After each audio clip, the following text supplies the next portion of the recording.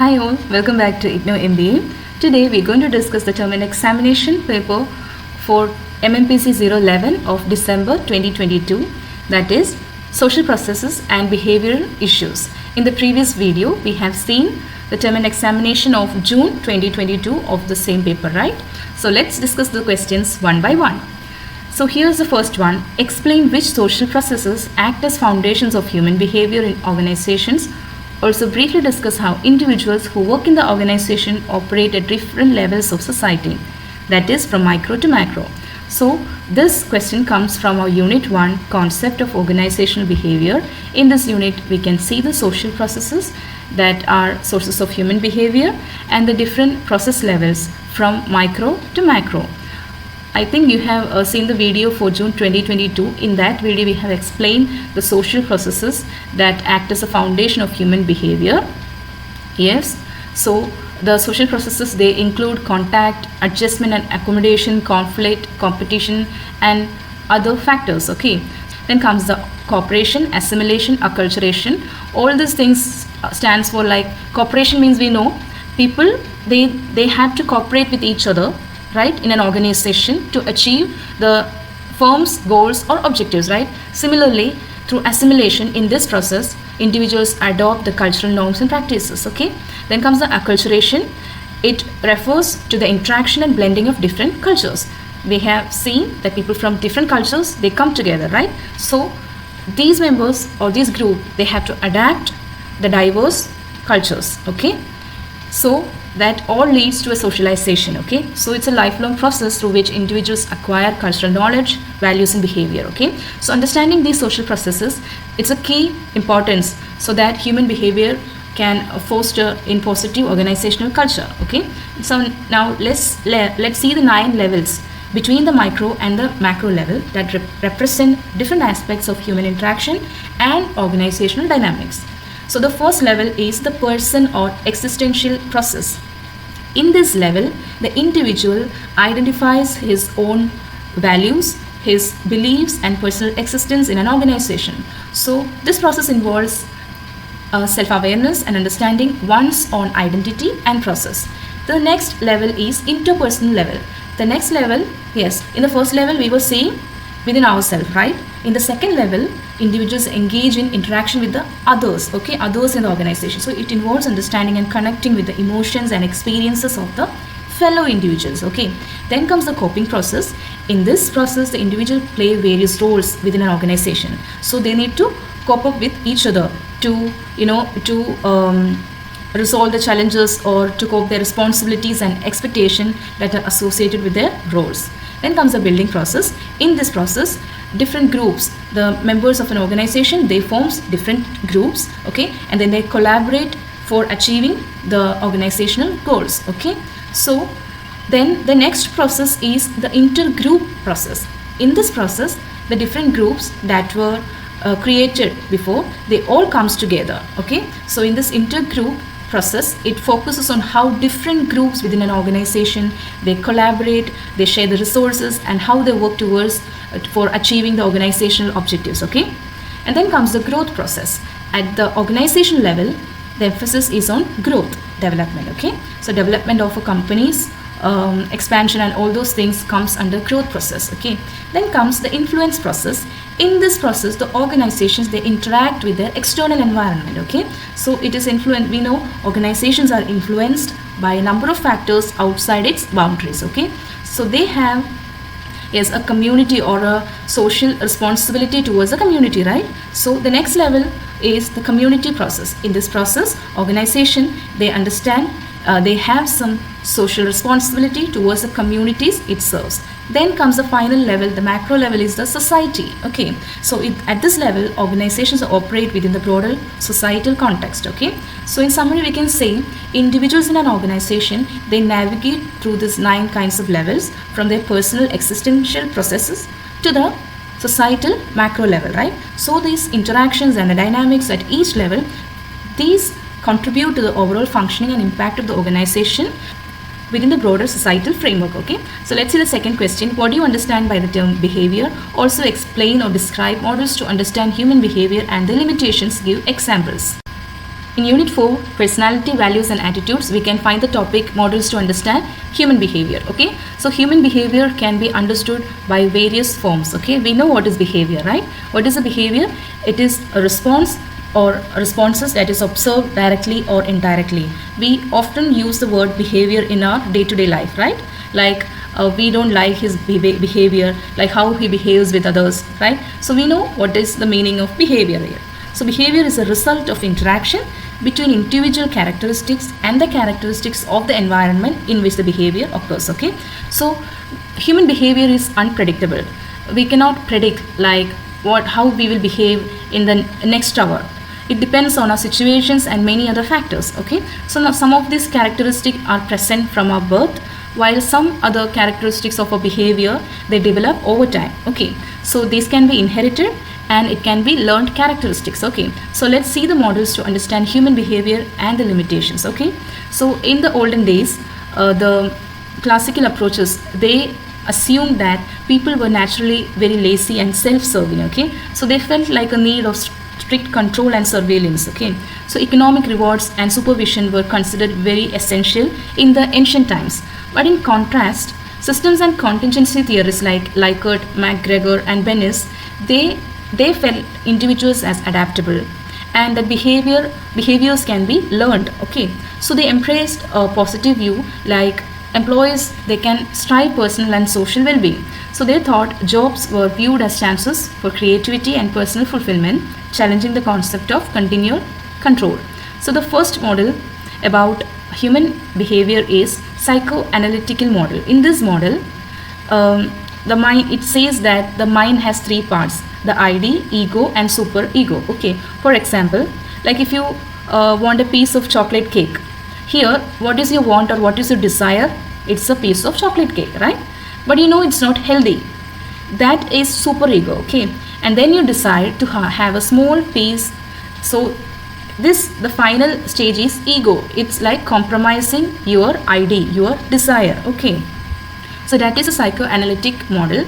In the next existential model, this model focuses on finding the meaning in life and then taking responsibility for our choices. It's about figuring out our purpose and making our own decisions. Okay, for example, if you start questioning what you want to achieve in your life and then you take the steps to fulfill those goals, you are applying which model?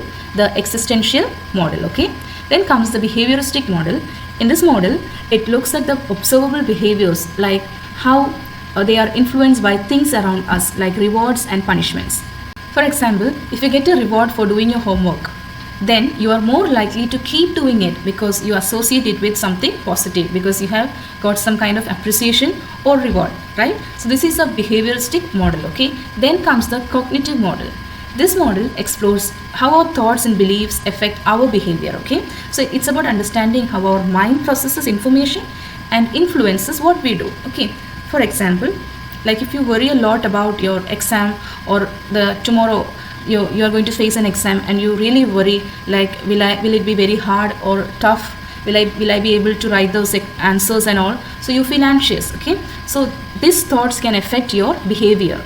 So that is what cognitive model talks about. Okay, so remember, each of these models, they have its own strengths and weaknesses. Okay, so combining them helps us understand human behavior from different angles. Okay, now let's see the third question. Describe behavior modification, explain its process, and how does behavior modification work in organizations. Okay, so in unit 5, learning and behavior modification, in this unit we can find the topic behavior modification, its processes, and the organizational behavior modification. Okay, so behavior modification, it involves encouragement of desirable behavior and removal of undesirable behavior. Okay, so it can be done using different techniques that are scientifically tested. Okay, so one of the main principle of behavior modification is that the behavior mainly depends of its outcome. Okay, so if the outcome is controlled or manipulated, the behavior can also be managed. Okay, so for this behavior modification process, it involves certain stages. Like the first one is setting up the goal. In this stage or in this step, it defines a clear and specific behavioral goal. Okay, so this goal, it should be observable, measurable and achievable. Okay, so we create a clear target for the behavior modification in this process. Okay, for example, instead of a vague goal like exercise more, a specific goal could be walk for 30 minutes every day. Okay, then the next step is behavioral assessment. In this step, the current behavior is assessed. Okay, so it involves gathering data on the frequency, like how often the behavior occurs. Then the duration, it means how long the behavior lasts, and the intensity, that is the degree or strength of the behavior. So for example, for the goal of walking 30 minutes, assess how often it currently happens and how long each walk lasts and the intensity of the activity. Okay, so then comes the next step of intervention or techniques specification. So this step is based on the assessment, identify and specify the interventions or the techniques that is used to modify the behavior. Okay, so it could include positive reinforcement, negative reinforcement, punishment or other strategies. Okay, for example, to increase the frequency of walking, a positive reinforcement technique is like rewarding yourself with a small treat after each successful daily walk. Okay, so this technique can improve the behavior modification. Okay, and then comes the evaluation and follow up step. In this step, the performance which we done in the earlier step is being evaluated and follow up. Okay, so it's like, for example, evaluating whether the daily walks that happened is according to the plan that you have prepared. Okay, so if the duration is reaching the set goal, and if there is a positive change in the behavior. Okay, so if needed, adjust the strategy for better effectiveness. So all these things are followed up in the last step of evaluation and follow up. Okay, then let's see the behavioral modification in organizations.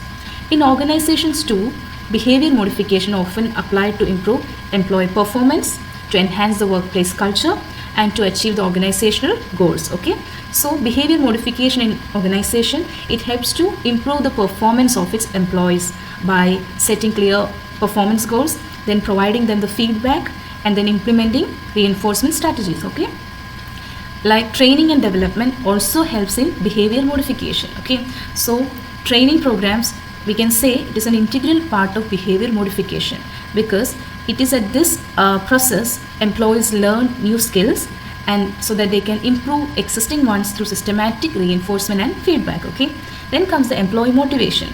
Employees can be motivated by giving them recognition, rewards, and positive reinforcement, and this helps in encouraging the desired behaviors and foster a positive work environment. Okay, then comes the organizational culture.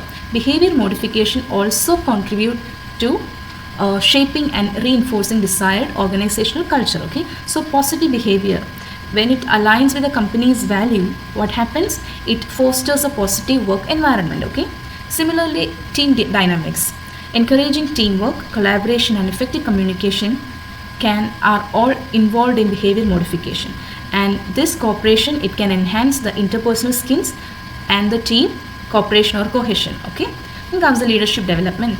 That is, leaders use behavior modification principle to develop effective leadership styles, encouraging behaviors that lead to successful team outcomes. So in summary, we can say that behavior modification in organization is really very essential for creating a balance in the functioning of the organization. Okay, and to attain the objectives and to foster a culture of continuous improvement, behavior modification is an essential technique or tool. Okay, next question is, briefly describe and discuss different sources of conflict and their effects on organizations. So in Unit 9, conflict and negotiation strategies, we can find the topic for sources of conflict and their effects on organization. Okay, so conflict, as we said, is a natural disagreement amongst individuals or groups because of their differences in values, attitudes, experiences, and goals. Okay, so different sources of conflict in organization are, one of the main reason is competition for limited resources. Okay, so conflict can happen when individuals or the departments, they compete with each other for the scarce resources like time, assets, budget, and so. Okay, so for example, like two departments, they may conflict over budget allocations for a project. Okay, and then the next one is diversity of goals. For example, the sales team, they may prioritize revenue generation. Okay, their goal is revenue generation, but the production team, they will focus on efficiency, creating potential. So this creates conflicts among different department goals. Okay, so that is what diversity of goals means. Then comes the task interdependence. When tasks are interrelated and requires coordination, conflict can happen due to dependencies on others' work, right? For example, if a delay in one team's project, it may affect another team's timeline, and so conflict can happen in such situation where tasks are interdependent on each other. And we know organizations always have works or tasks that are interrelated to each other, right? So conflict can lead to conflict. Then differences in values and perceptions. As people from different background, belief and perception comes together in an organization, it can lead to disagreement and misunderstanding. Okay, so for example, different opinions on the importance of work-life balance, it can create or it can result in conflict among team members. Then the organizational ambiguities, that is the lack of clarity in roles, responsibilities or organizational policies that can create confusion and conflict. Like unclear reporting structure may lead to disputes among for decision-making authority. Okay, the next one is introduction of change.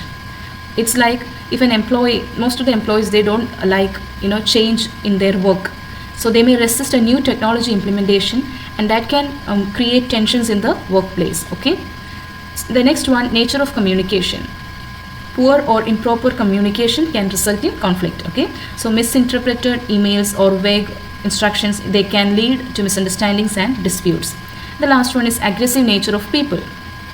So the personalities, those are aggressive, those who tend to be aggressive, they can turn minor disagreement into significant issue. For example, when a team member's aggressive approach happens in a meeting, it can lead to tension within the team. Okay, so these conflicts have various effects on organization, and these effects can be positive and negative ones. Okay, so groups become antagonistic towards each other.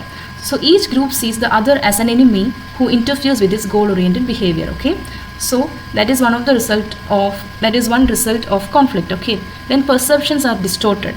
Each group develops positive perceptions about its own group and negative perceptions towards the other. Okay, so each group, they feel like their group is best, and the other groups, they have negative perceptions towards the other. Okay, communication ceases to exist. When in conflict, members of one group avoid interaction with members of the other group. So if they are forced to interact, they tend to show hostility and aggression towards each other.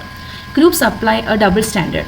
Each group clearly sees all the acts of the other party while remaining blind to the same act performed by their own group. At the same time, conflict can also clarify the real issues. Okay, like without conflict, many organizational problems go unnoticed and remain unresolved. So we can say that conflict helps in clarifying the real issues or concerns or differences that happen in an organization. Okay, also conflict can increase the innovation in an organization, because conflict generates a greater diversity of ideas and viewpoints, and this diversity can stimulate innovation in organizational practices. And then comes the intergroup conflict solidifies the group. The conflict between the groups, it helps them to work together or to closely deal with it. Like a manager may use this new cohesion to reduce internal conflict. Conflict resolution also solidifies intergroup relationship. Once the group conflict is successfully resolved, it can solidify the relationship between groups, and that make the groups feel closer to each other. So conflict can have positive impact or negative impact on the organizational growth. Okay, so the conflict that result in increased organizational performance, it can be termed as functional, and those who hinders the organizational growth, it can be termed as dysfunctional. Okay, so conflict is an essential thing in organization. Okay, the next question, evaluate the concept and dynamics of group formation, cite suitable examples.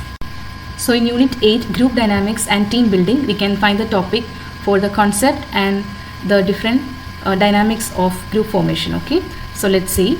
So group, in simple terms, it can be described as two or more individuals who shares common goal, and those are interdependent or to each other. Okay, so group formation is a social process. We have seen like when individuals, they have common goals, interests, they come together to create a collective identity. Okay, so these groups can vary in their size, structure, purpose. Okay, so they can be informal or they can be formal. Okay, so now let's see the dynamics of group formation.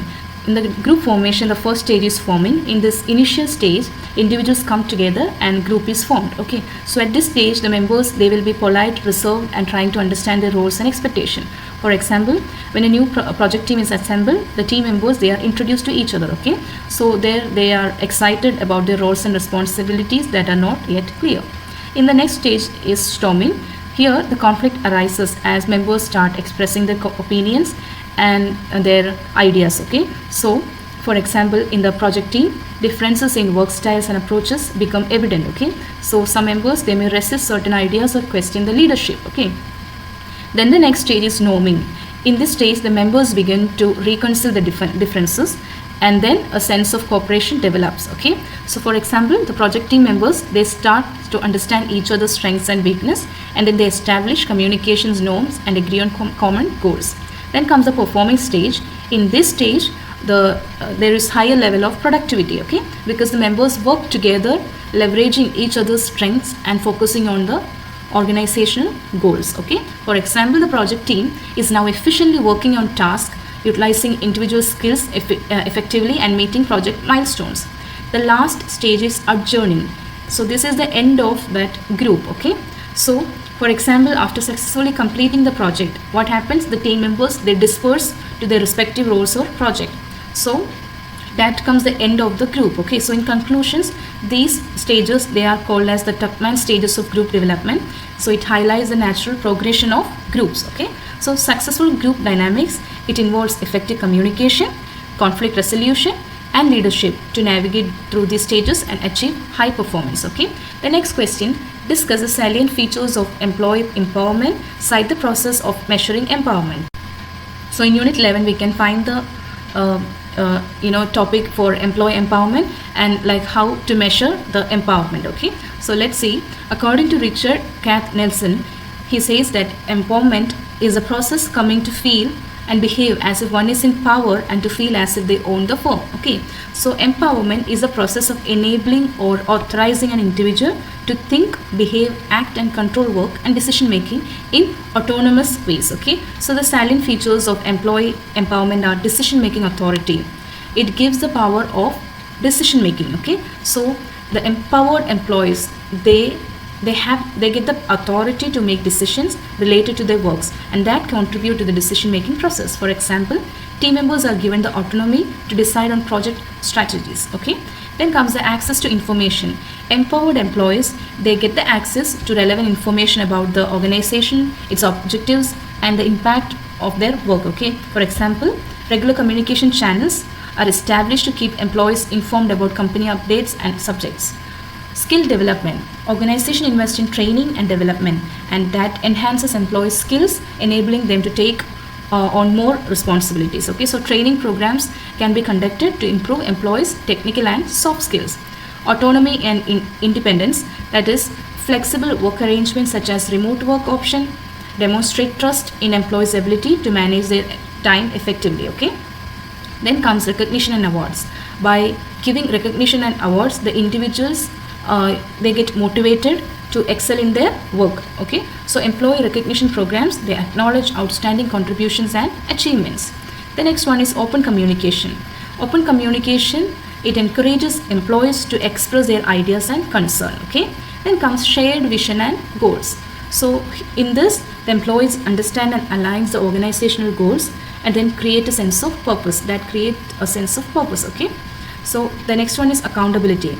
The empowered employees, they feel like accountable for their actions and outcomes. Okay, so that promotes a sense of responsibility towards their organization. Okay, so employees, they feel like they are responsible for individual and team targets. Okay, so for measuring empowerment, we can measure it with the employee empowerment inventory tool. Okay, so this is one common tool and it includes items that are related to decision making authority, skill development opportunities and the level of support employees. Okay, so through self-report surveys or assessments, organization can gauge the extent to which employees feel empowered in their roles. Okay, So let's see how to measure the empowerment. The first stage is design of the inventory.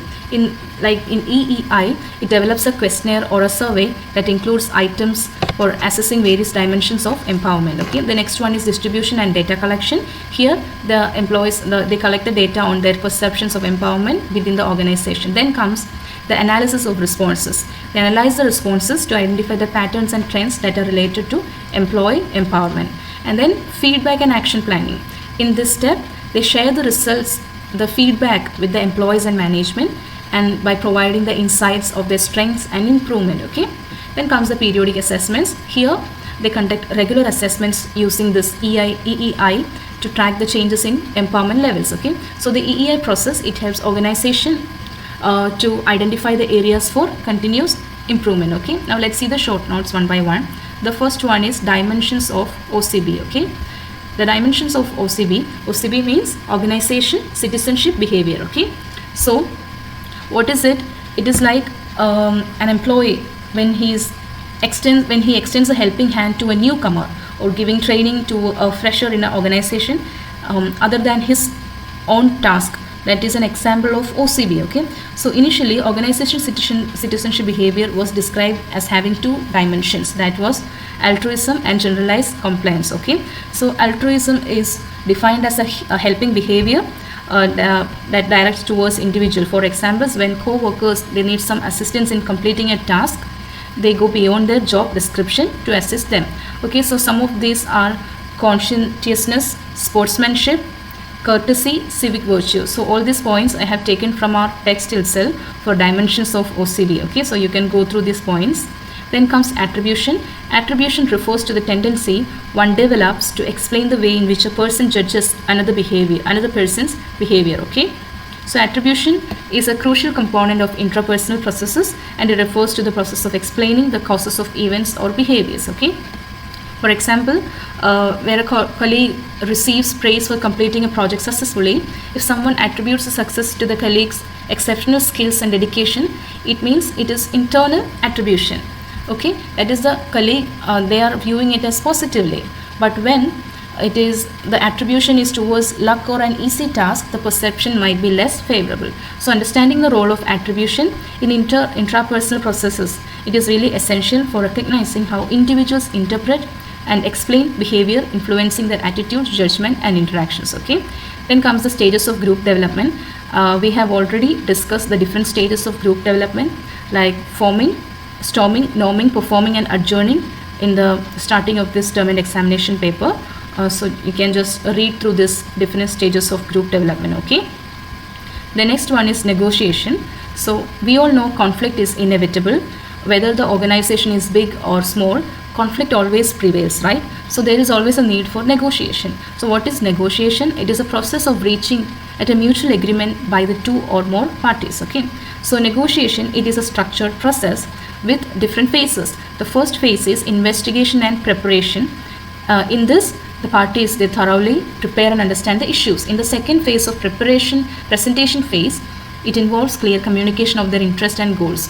Then comes the bargaining phase, and in this phase discussions and concessions take place. And then finally the agreement phase. Okay, here the parties they formalize the mutually accepted terms. So effective negotiation involves strategic planning, open communication, and a collaborative approach to achieve satisfactory outcomes for all parties involved. The next short note is empowerment. We have seen what is empowerment. Yes, it is the process of enabling or authorizing an individual to think, behave, act, and control work and decision making in autonomous way.